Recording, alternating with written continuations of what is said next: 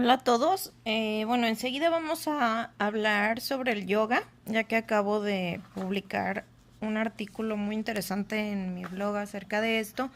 Y tenemos muchos artículos sobre esto, ya que está muy de moda ahorita estar haciendo yoga y muchos católicos lo practican pensando que no les va a traer ninguna consecuencia a nivel espiritual, siendo que es algo súper peligroso, dicho incluso por el padre Gabriel Amorce, que en paz descanse, que puede traer problemas que van desde dejar tu religión sin siquiera darte cuenta, apostatar de tu fe, hasta ya lo más grave que viene siendo una posesión en forma, ¿verdad? Yo aquí en mi blog pueden ver varios testimonios sobre esto que les estoy comentando. Yo les voy a dejar en los comentarios todas las ligas de información sobre el yoga. Y aquí pues voy a dar un poquito de información que viene en un libro de Jaime Duarte. Toda la información, pues muchos de ustedes ya lo conocen a él. Eh, en www.cisne.org.mx pueden encontrar también mucha información. Estas pues son 15 razones por las que el yoga no solo es incompatible con el cristianismo, sino también constituye una práctica peligrosa. Número 1. No obstante los distintos tipos de yoga que hay en el mercado, se trata esencialmente de una disciplina o práctica milenaria, mística espiritual hindú, desde 1800 a.C. Sus diferentes posiciones, ejercicios y cantos, llamados pranas, asanas y mantras, son inseparables de su cosmovisión. Esto quiere decir que no hay hinduismo sin yoga y no hay yoga sin hinduismo. Sin embargo, a Occidente nos llega depurado o light en sus formas y fórmulas espirituales originales. Fueron Christopher Isherwood y la Sociedad Teosófica, que más adelante, o en mi blog pueden ver qué es, pero más adelante también lo voy a poner en algún video, quienes trajeron a Occidente el budismo zen y el yoga del Oriente. La Sociedad Teosófica, como podemos recordar, fue dirigida por las masonas y ocultistas Elena P. Blavatsky, Anne Besant y Alice Bailey. No se conocían antes estas creencias ni en Estados Unidos ni en Europa. Los gobiernos estadounidense y británico impulsaron sus planteamientos con las drogas y el rock para neutralizar la insurrección juvenil en los años 60. Como ustedes saben, a raíz de los años 60 es cuando empezó todo este modernismo y toda esta desacralización de la iglesia y pues todo el movimiento también tan sexualizado que tenemos ahora, y las drogas fue cuando empezaron a tomar más fuerza. En cualquiera de sus formas, la finalidad del yoga no es únicamente la relajación, la correcta respiración, ni el bienestar o control físico. Es una vía de perfección de 8 pasos a través del control de los elementos físicos y psíquicos de la persona, que pretende el nirvana para alcanzar una supuesta iluminación a través de la apertura de un supuesto tercer ojo y la unión con Brahma, que es el supuesto dios creador del universo bajo la tríada Brahma, Vishnu y Shiva, que como sabemos pues son deidades hindús. Los primeros 5 pasos: disciplina moral, purificación corporal y espiritual, posturas gimnásticas corporales, control respiratorio y la desconexión sensorial, dicen los yogis hindúes, son la preparación para alcanzar los grados más altos del yoga regio o Raja Yoga. La iluminación se lograría despertando a Shiva en forma de serpiente, a lo cual le llaman ellos Kundalini, que se dice mora al final de la espina dorsal o bien en los genitales, con objeto de que ascienda desde ese punto por la columna vertebral y vaya, entre comillas, activando uno a uno los 6 o 7 chakras, supuestos centros de energía, ubicados a lo largo de la columna vertebral. Y así se una a su esposa Parvati, diosa energía, según ellos, que le espera en la cabeza, exactamente en la coronilla, casualmente. El enlace Shiva Parvati abriría el tercer ojo a nivel psíquico y físico. Esta es la meta del yoga kundalini y de la meditación dinámica. Instructores y difusores de esta disciplina como Ana Paula Domínguez, que es directora del Instituto Mexicano del Yoga, confirman que en efecto las diferentes posiciones de ese método encarnaban al dios Shiva, a quien solían adorar mediante un símbolo fálico llamado linga, y que el objetivo era obtener la liberación al fundirse con aquella poderosa deidad. La apertura del tercer ojo ha sido motivo de interés de los yogis, swamis y maestros orientales, como también de los ocultistas occidentales, pues afirman que con ello se tiene acceso al conocimiento de todo cuanto existe, de toda la realidad, aún de la sobrenatural, por ejemplo, sobre el futuro. Por ello, personalidades como el fundador del satanismo, Aleister Crowley, que fue el satanismo más depravado de todos los tiempos, y John Climo, el medium más famoso de la historia, practicaban y recomendaban ampliamente el yoga. Asociaciones como la masonería, que ha sido excomulgada por la Iglesia Católica, promueven dicha práctica oriental. En el ritual llamado Paladión, el segundo paso de 5 en total, consiste en la, entre comillas, iluminación o apertura del tercer ojo. William Schnoebelen, ex satanista y ex masón, quien practicó este ritual, afirma que ese ojo, el supuesto ojo que todo lo ve, es el punto de contacto entre los humanos y la conciencia de Lucifer. Y se comienza a pensar como él piensa y a ver con sus ojos, y no es una buena experiencia. Gopi Krishna, ex yogi de Cachemira, quien introdujo la teoría del Kundalini, estuvo a punto de caer en locura completa en 1937 mientras meditaba sobre su chakra superior o tercer ojo. Dijo: de aquí en adelante, durante largo tiempo, tuve que vivir pendiente de un hilo, debatiéndome entre la vida y la muerte, entre la salud y la enfermedad. He pasado por casi todas las etapas de tipos de mente, mediúmnica, psicótica y otros. Durante un tiempo estuve alternando entre la cordura y la locura.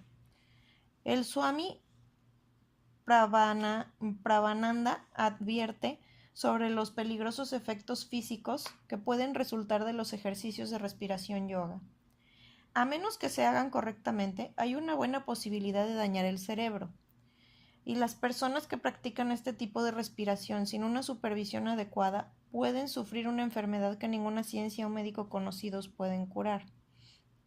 Bueno, esto también nos está hablando de que existen riesgos a nivel físico, a nivel salud, ¿verdad? En el cerebro, de practicar este tipo de cosas. Los ejercicios respiratorios tienen como finalidad en la religión hindú aspirar el prana, que es la esencia del éter, el Atman Brahman, lo divino, la fuerza vital, entre comillas la energía. Asimismo, el yogi Shaktakur Khalsa afirma: el mito de que el kundalini es peligroso solo sería posible mediante una muy mala práctica. La técnica y preparación adecuadas son el aislante necesario para el flujo correcto de la energía kundalini. Digo, obviamente esto pues lo está diciendo un yogi que tiene que defender esta práctica, pero pues sabemos que es súper peligroso y que aquí en Occidente pues muy poquita gente lo hace como lo hacen ellos en la India, ¿verdad?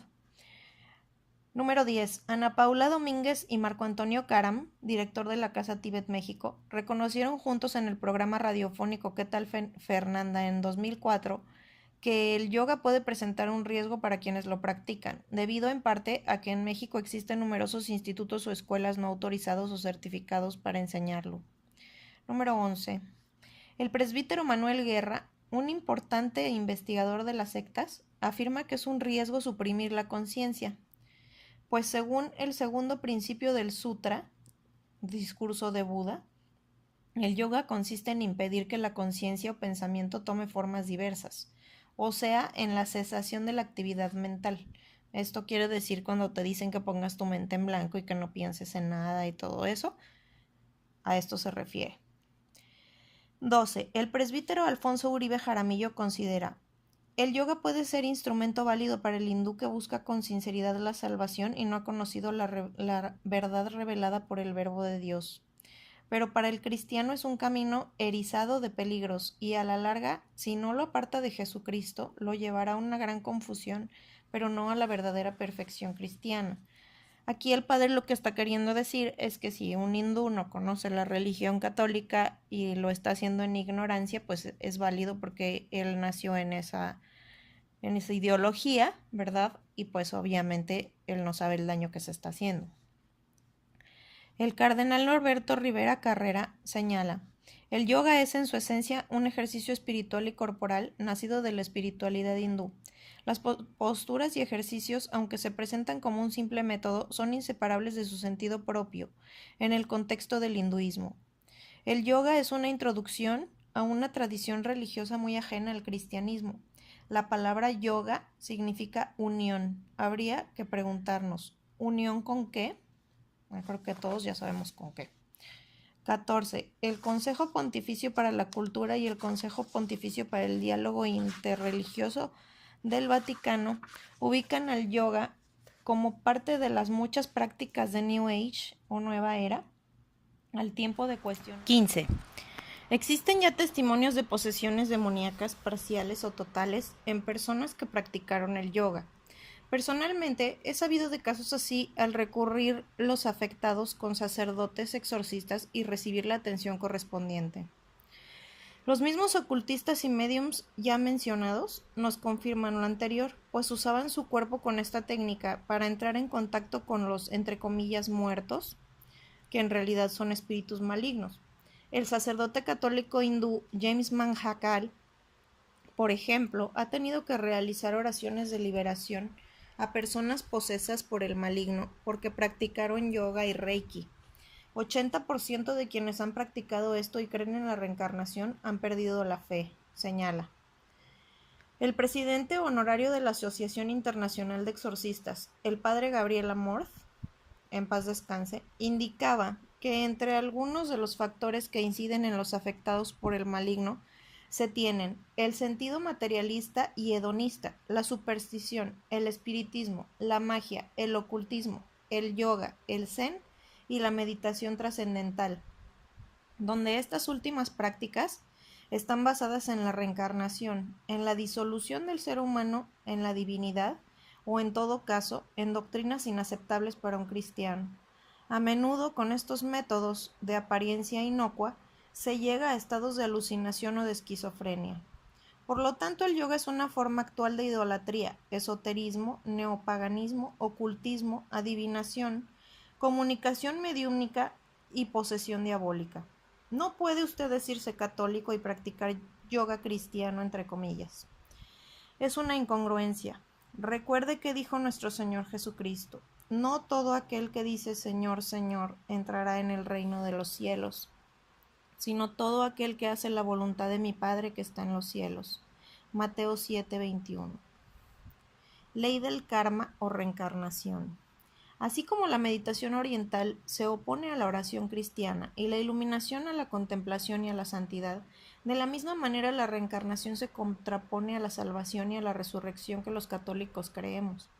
La doctrina de la reencarnación, aceptada desde la antigüedad por los pueblos paganos y culturas de Oriente, hoy se difunde con gran vigor por todo el mundo occidental a través del movimiento de la nueva era, que nutre de su propia visión de la vida.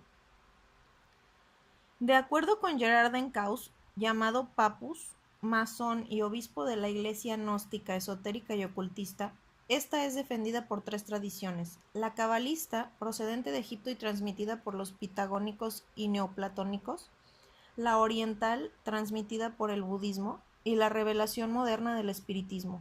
De igual modo, se ubica su origen en el hinduismo y posteriormente en el jainismo.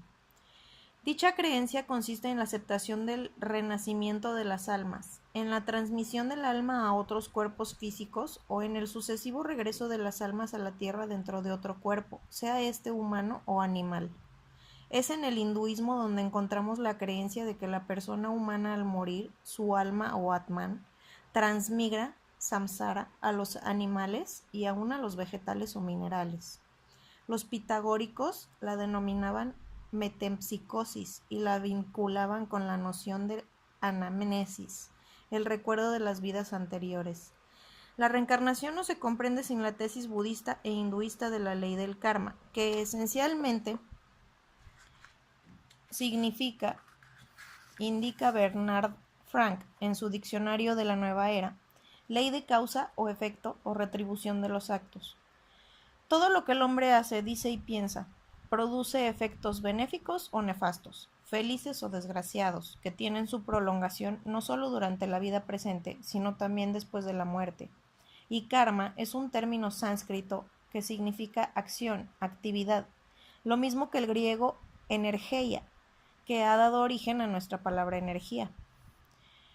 En la época védica, esta palabra designaba el acto ritual y sobre todo las consecuencias beneficiosas para el muerto en el favor del cual se llevaba a cabo aquel acto. Por supuesto que dicha entre comillas ley no proviene de nuestro Señor, no es un principio divino. En nuestra religión el alma humana se dirige al cielo, al purgatorio o al infierno, y el premio o castigo eternos solo están reservados a Dios. Se trata de un determinismo pesimista inaceptable. Los consejos pontificios de la cultura para el diálogo interreligioso señalan que tanto la unidad cósmica como la reencarnación son irreconciliables con la creencia cristiana de que la persona humana es un ser único, que vive una sola vida de la que es plenamente responsable. De este modo de entender la persona pone en cuestión tanto la responsabilidad personal como la libertad. El padre Mitch Pacwa nos explica la doctrina de la reencarnación y del karma. El hinduismo enseña que hay 4 metas en esta vida. 1. Placer, sexo y gozo estético o kama. 2. Éxito mundano, ganancias materiales, logros sociales y políticos, artha. 3. Obligación, justicia y ley, dharma.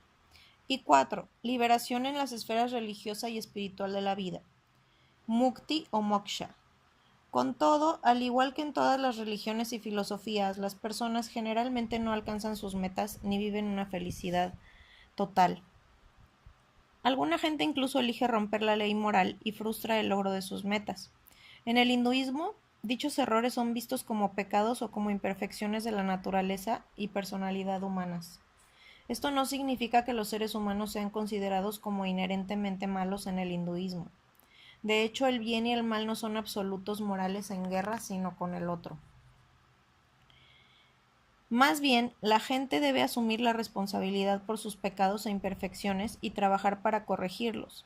Si uno falla en cambiar en esta vida y se da cuenta del Atman o su ser interior, el alma transmigrará a un cuerpo diferente en otra vida.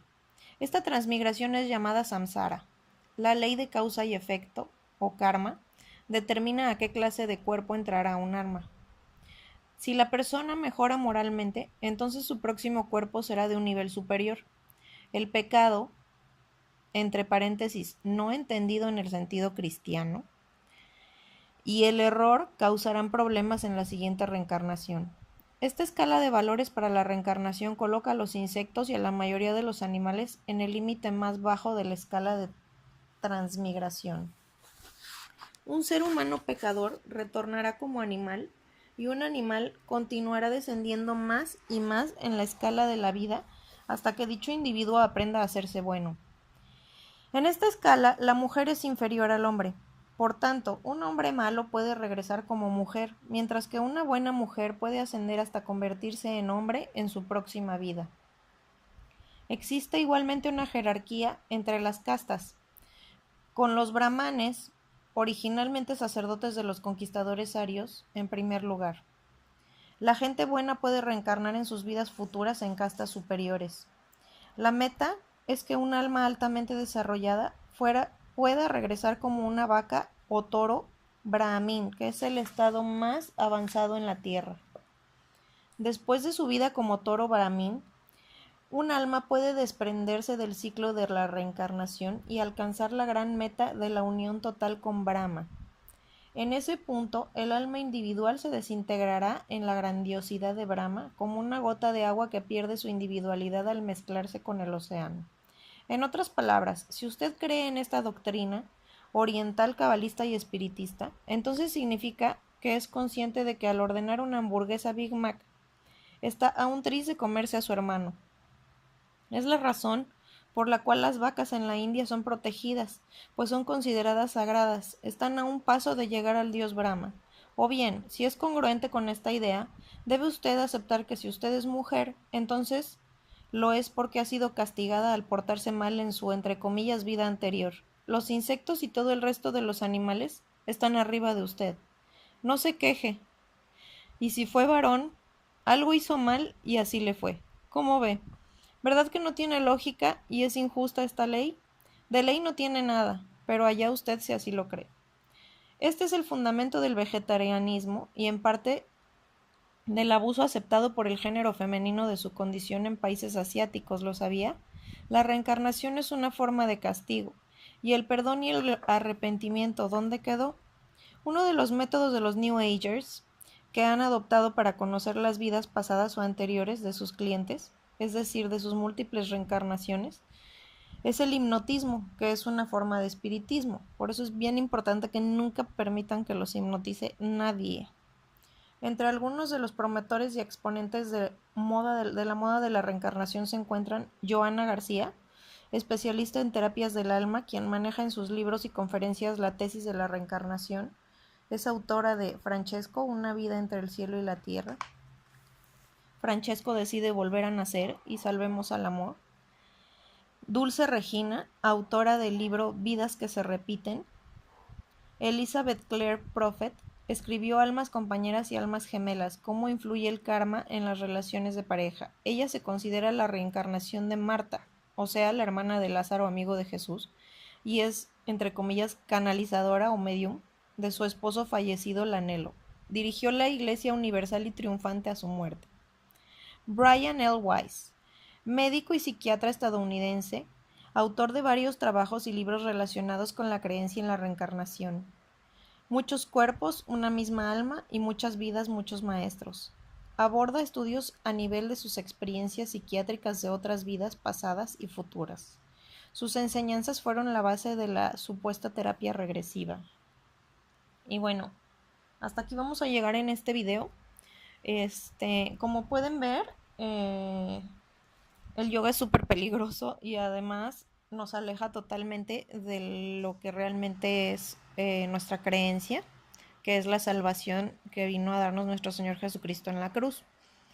La creencia del yoga y de la reencarnación anula por completo y desvaloriza por completo el sacrificio de nuestro Señor en la cruz.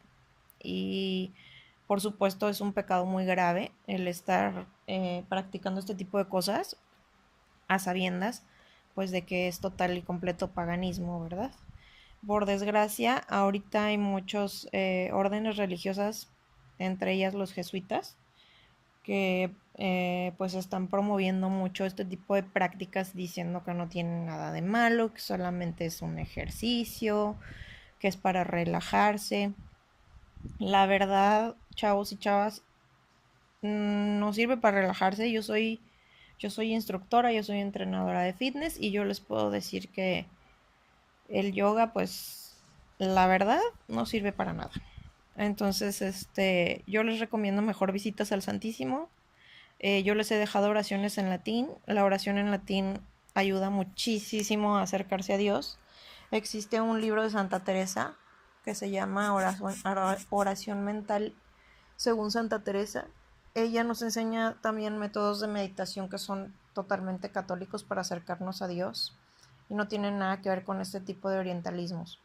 Si les gustó, denle like al video, por favor, y no dejen de suscribirse y no dejen, por favor, de estar compartiendo los videos que voy a estar subiendo. Voy a seguir subiendo oraciones, voy a seguir subiendo temas de este tipo y si quieren dejarme sus testimonios, por favor, déjenmelos. Estaría bien padre para poderlos ir subiendo. Gracias y que Dios los bendiga.